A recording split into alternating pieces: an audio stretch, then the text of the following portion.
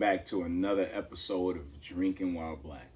I got a special review today. This is right up my alley. This is from Urban Roots out of Sacramento, California. This is called Where Our Heart Truly Lies, which is a Belgian quad aged in port barrels, and it's 11% ABV. If you know me, you know I love Belgians.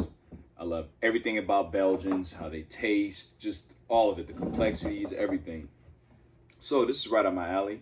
I've had this brew for probably, I'm gonna say maybe close to 3 years, maybe even 4. Don't ask me why I didn't open it. I don't know. That's just stuff I like to do. Before I open this, I'm gonna get into the bottle art, but I'm trying to take some of this wax off before I get there. Wasn't a lot of wax, but just enough for me to say, hey, let me take my time before I do it. So you can't really see too much going on the bottle. It is I'm gonna say maroon is the color. And I can't describe what the artwork is on here. Obviously I'll post it, but this is very, very simplistic, but it's right to the point. It's beer. We know that something like this probably got some fire beneath here. So I'm waiting to just get right into it.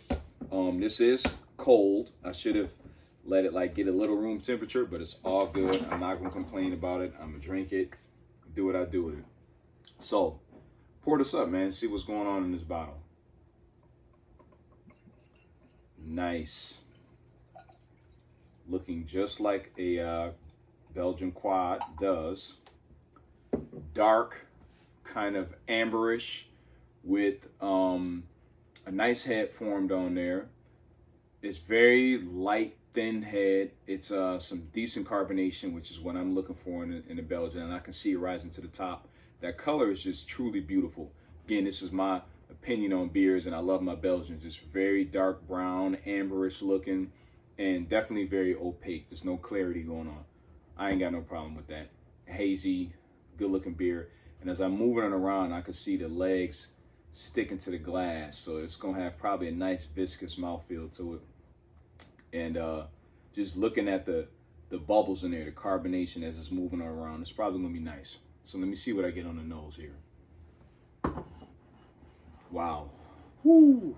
I'll smell it before I even put my nose to it. I'm getting figs, I'm getting plum and raisin, and even a strong barrel presence. And if you've had port wine before, you know what I mean? That you know what you're looking at. You know what you're going to get into. Is there. Yeah. Caramel, raisins, figs, plums, dates, wine, just all in there, just on the nose immediately.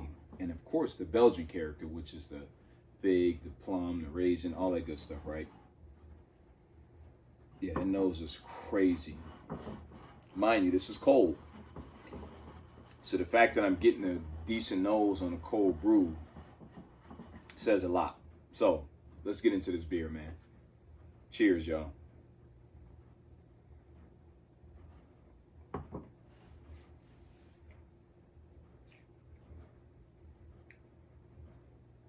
Okay, I'm getting a barrel up front. Wine, strong, oaky-ish, right? Port barrel, but oaky in a wine way.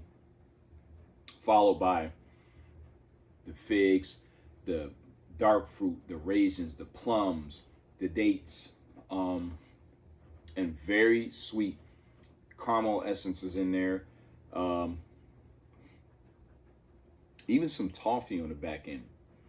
And this goes down smooth as hell. I mean, it's 11%, not like it's super high, but it's high ABV. Anything 10% and above is high ABV, considered beer, wine world in general. I'm loving it. I'm loving that taste and the notes I'm getting on there. I got to get another sip. Oh man, and this just sits there, it clings.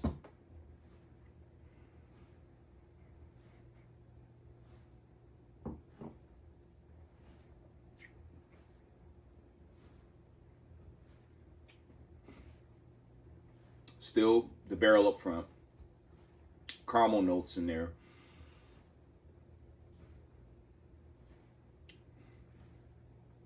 Raisins are most prominent.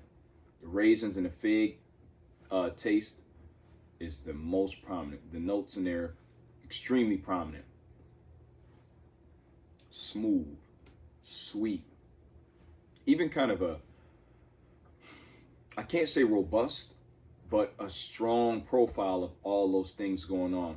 And this thing, man, it drinks like 11%, but it's still smooth as hell. The carbonation aspect is not what I thought it would be, but it's fine because I'm assuming the barrel kind of knocks some of that out, and then carbonated just enough so it doesn't overpower the barrel of the beer itself. So I think that the carbonation on here would be perfect. If this was something else, I might complain a little bit, but I'm loving what I'm getting on the notes on here, and it's just hitting everything that I'm looking for when it comes to a quad. I love Belgians all around. Just I can drink them 24/7. I normally keep 3 or 4 bottles of a certain Belgian. I ain't gonna say which one. I'm just gonna say it has a number 10 on the label. That's all I'm gonna say. I normally keep 3 or 4 bottles of that all year round, just sitting. I'll drink 1 or 2 and then replace them as quick as I drink them. This reminds me of that. Obviously, a step above, right? And that one would be my creme de la creme. This is just me. I haven't tasted a West Valerian 12. I haven't had that yet. So for all you the beer snobs like myself that's had it, you know what I mean? You ain't gotta throw some shade at me and nothing, but I haven't had that one yet. Anyways, this is up there, but better because you got the barrel presence in here. This is something that I can drink all year round, but it's more so to me dedicated to like an after dinner sort of thing because of the sweetness in there. You can even pair this with desserts and stuff. And I know I'm kind of going off a little bit on how I normally do my reviews as far as like talking about what it pairs with, but that's just what I get. I can pair this with some cheesecake or even maybe some brownies or something, but everything just fits properly. Ice cream, vanilla ice cream specifically will go perfect with this. This thing just is so smooth and it has so much complexity in here. Even though I listed those certain things that I tasted, there's more going on than just that I'll taste once it warms up and gets room temperature.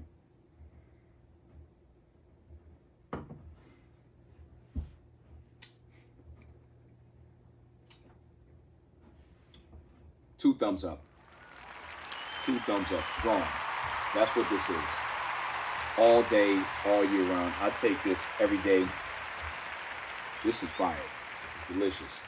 Anybody says otherwise, that's their opinion. My opinion, if you have not had this brew, get it. I don't know if it's a yearly thing, a seasonal thing, if this is a once and done. This is fire. When was this produced? It might be on here. I don't know. I don't see nothing on the bottle that tells me when they produced this. I might be able to look it up and find out when they did. But I don't think I've ever had anything from Urban Roots. And what I'm getting out of this is all of the stuff that I expected to get. And it's what I'm looking for when I'm talking about Belgian, whether it's barrel aged, whether it's just a traditional Belgian style. This has all those characteristics in there. And I forgot to mention one of the main prominent fruits that you taste when you drink a Belgian, especially if it's a quad, should be some plum in there too. But that's kind of all in that same category, like cherries, figs, dark fruit, raisins, all that good stuff. Plum, toffee, just a whole bunch of stuff going on. That's what Belgians are. And that's what makes them so unique to me. And this is why I've always enjoyed them. The first time I tasted one, it just blew my mind. I'm like, damn, that's beer? This is what we doing? And I went from drinking Coronas to drinking Belgians. And then I transferred over or transitioned into drinking IPAs and stuff like that. And this was over 10 years ago. So, again, 2 thumbs up. If you have not had this beer, you got to get your hands on it. It's fire. Urban Roots out of Sacramento, California. Again, what's the name? Where Our Heart Lies, I believe. Where Our Heart Truly Lies. Fire beer. Port barrel aged Belgian quad, 11%. Definitely fire. If you guys new to my channel, make sure y'all like, share, subscribe. Leave some comments in the comment section. Thank you again to everybody who's always showed love since day one. Cheers to everybody out there drinking good beer. Until the next time I see y'all, stay safe, be healthy. Peace.